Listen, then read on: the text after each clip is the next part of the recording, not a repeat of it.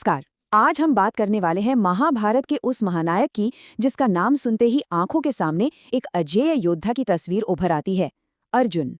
आज हम सिर्फ उनकी कोई आम कहानी नहीं दोहराने वाले, बल्कि असल में ये डिकोड करेंगे कि आखिर एक महानायक का निर्माण होता कैसे है। तो चलिए, बिना कोई वक्त जाया किए सीधा इस अद्भुत यात्रा में उतरते हैं। एक बहुत ही बुनियादी लेकिन गहरे सवाल से शुरुआत करते हैं।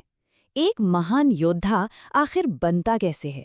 क्या कोई पैदाइशी चैंपियन होता है, या फिर ये लगातार की गई मेहनत, अटूट संकल्प और सही मार्गदर्शन का नतीजा होता है?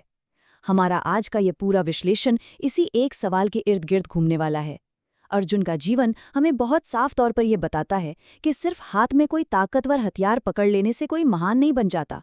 इसके पीछे जो एक लंबी मानसिक यात्रा है ना, जो दिन असल में वही एक योद्धा को गढ़ता है।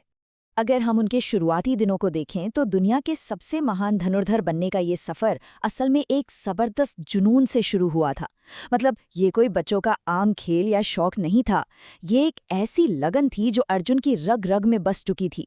और सबसे कमाल की बात ये रही कि इस कच्ची प्रतिभा को तराशने के लिए उन्हें मिले गुरु द्रोणाचार्य। द्रोणाचार्य उस दौर के कोई साधारण गुरु नहीं थे, वे सर्वश्रेष्ठ थे और उनका विजन एकदम क्लियर था, अर्जुन को दुनिया का नंबर 1 धनुर्धर बनाना। बस यहीं से एक साधारण राजकुमार के असाधारण बनने की वो पक्की नींव रखी गई।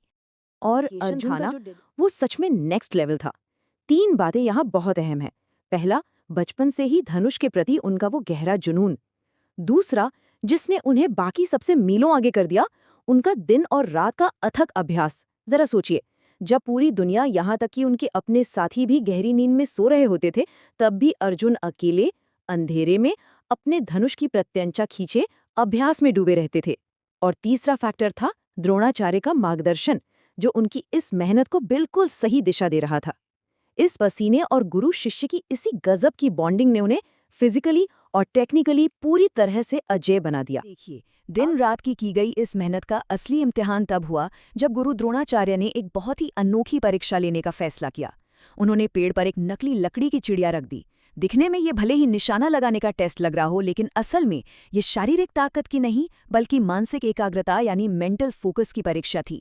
ये देखना वाकई बहुत दिलचस्प है कि कैसे एक छोटी सी बेजान लकड़ी की चिड़िया किसी की असीम मानसिक शक्ति नापने का पैमाना बन गई। जो बात इस पूरी घटना को इतना खास बनाती है, वो है दोनों पक्षों का अंतर। जब द्रोणाचार्य ने बाकी सारे शिष्यों से पूछा कि उन्हें क्या दिखाई दे रहा है, तो जवाब क्या मिले? किसी को पूरा पेड़ दिखा, किसी को टहनियां, तो किसी को पत्ते। मतलब उनका फोकस मेन टारगेट के साथ साथ फालतू की चीजों पर भी बटा हुआ था। लेकिन जब यही सेम सवाल अर्जुन से पूछा गया, तो उनका जवाब बिल्कुल सटीक था, सिर्फ चिड़िया की आंख। अर्जुन की नज़र ने अपने लक्ष्य को बाकी सारी दुनिया के शोर और भटकाव से एकदम अलग कर दिया था। उस एक पल में उनके लिए इस पूरी दुनिया में उस चिड़िया की आंख के अलावा कुछ और एग्जिस्ट ही नहीं।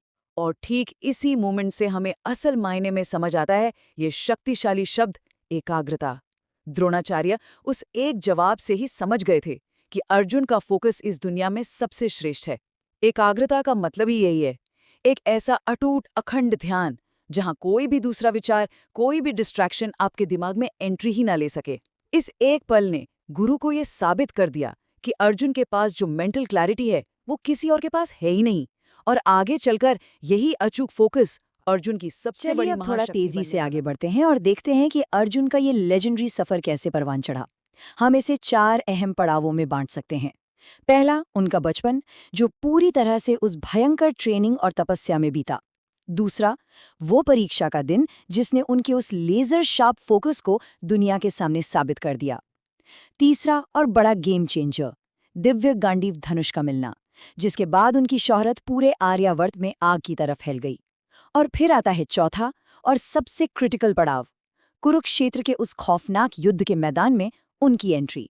एक ऐसा पल जो इतिहास का रुख हमेशा के लिए मोड़ने वाला था। उस ऐतिहासिक मैदान में कुछ ऐसा हुआ जिसका अंदाजा शायद किसी ने नहीं लगाया था। जरा इमेजिन कीजिए, वो महान योद्धा जिसके हाथ में दुनिया का सबसे शक्तिशाली धनुष था, जिसके फोकस की मिसालें दी जाती थीं। जब वो मैदान के बीचों बीच पहुंचा तो उसने सामने क्या देखा? दुश्मन नहीं, बल्कि अपने ही लोग, अपने पूजनीय गुरु, अपने सगे संबंधी और अपने बचपन के दोस्त। ये अर्जुन के जीवन का सबसे गहरा, सबसे बड़ा शौक था। वो इंसान जिसका ध्यान कभी एक चिड़िया की आंख से नहीं भटका था, आज अपनों को सामने खड़ा देखकर अंदर से पूरी तरह टूट और चुका था। भ्रम। सच कहूं तो ये दो शब्द उस वक्त के मानसिक तूफान को बयां करने के लिए काफी नहीं है। अर्जुन का मन एक बहुत ही गहरे काले अंधेरे में डूब गया। ये किसी हार का या युद्ध का डर बिल्कुल नहीं था। ये एक ऐसा भयंकर नैतिक संकट था, एक ऐसा मॉरल क्राइसिस था जिसने इस सुप्रीम आर्चर को पूरी तरह से सुन्न कर दिया। जिन हाथों ने गांडीव को इतने शान से उठाया था ना, आज वही हाथ बुरी तरह कांप रहे थे। उस अजेय योद्धा ने अपना वो दिव्य धनुष रथ पर रख दिया और एकदम साफ शब्दों में पूरी निराशा के साथ युद्ध करने से इनकार कर दिया। मतलब सोचिए, वो इंसान जिसने अपनी पूरी जिंदगी युद्ध कला को दे दी, आज अपना सब कुछ छोड़ने को तैयार था, सिर्फ इसलिए क्योंकि भावनाओं का बोझ बहुत ज्यादा भारी हो गया था। और ठीक इसी खतरनाक पर जब लगने लगा था कि अब सब खत्म है, अधर्म की जीत पक्की है, तब शुरुआत होती है भगवद गीता और धर्म के उस अमर अध्याय की। जब अर्जुन दुख, भ्रम और भावनाओं के उस घने अंधेरे में पूरी तरह से खो चुके थे, तब भगवान कृष्ण उनके सारथी और सबसे बड़े मेंटर बनकर सामने आए। कृष्ण ने अर्जुन के दिमाग पर छाए उस इमोशनल पैरालिसिस और अज्ञानता के बादलों को चीरने का जिम्मा उठाया। उन्होंने कुरुक्षेत्र के उस शोर शराबे के बीच अर्जुन को जीवन का सबसे महान, सबसे गहरा ज्ञान दिया। और ये सिर्फ एक हताश योद्धा को वापस खड़ा करने के लिए नहीं था, ये पूरी इंसानियत के लिए ज्ञान की एक ऐसी रोशनी थी। तो यहाँ जो सबसे अहम बात समझने वाली है वो ये कि कृष्ण का वो मास्टर स्ट्रोक उपदेश आखिर था क्या। बहुत ही सिंपल पर बहुत भारी। धर्म की रक्षा करना ही आपका सबसे बड़ा कर्तव्य है। कृष्ण ने बिल्कुल क्लियर कर दिया कि इस वक्त इस मैदान में तुम्हारे पर्सनल दुख, तुम्हारे मोह या रिश्तों की कोई जगह नहीं है। जब न्याय और धर्म पर बात आ जाए ना, तो उसकी रक्षा के लिए डटकर खड़े होना ही एक सच्चे योद्धा की असली पहचान है। यही वो महान उपदेश है जिसे आज हम भगवद गीता के नाम से जानते हैं। कृष्ण के इस दर्शन ने अर्जुन का फोकस उनके उस स्वार्थी पर्सनल दुख से खींचकर एक बहुत ही बड़े, एक कॉस्मिक ड्यूटी की तरफ पूरी तरह से शिफ्ट कर दिया। तो इस तरह अर्जुन का ये जो पूरा ट्रांसफॉर्मेशन मेनली या 3 स्टेप्स में पूरा हुआ। पहला स्टेप, कृष्ण से वो अल्टीमेट, वो परम ज्ञान हासिल करना जिसने उनके सोए हुए विवेक को झकझोर कर जगा दिया। दूसरा स्टेप, जैसे ही वो ज्ञान मिला, मन के अंदर बैठा वो सारा डर, वो सारा शोक और भ्रम एकदम छूमंतर हो गया। उनका दिमाग एक बार फिर से शीशे की तरह साफ हो गया। और तीसरा और फाइनल स्टेप, बिना किसी स्वार्थ के सिर्फ और सिर्फ धर्म की रक्षा के लिए युद्ध करना। और इसी एक फैसले ने उन्हें इतिहास के पन्नों में हमेशा के लिए अमर कर दिया। कृष्ण के उन शब्दों ने उस खोई हुई एकाग्रता को वापस ला दिया था। पर हाँ, इस बार वो फोकस किसी लकड़ी की चिड़िया पर नहीं था। इस बार टारगेट था धर्म की स्थापना। उन्होंने अपना गांडी फिर से उठाया और पूरे दमखम के साथ इस वही पूरी किया एपिक जर्नी को हम एक बहुत ही गहरे सवाल के साथ समेटते हैं।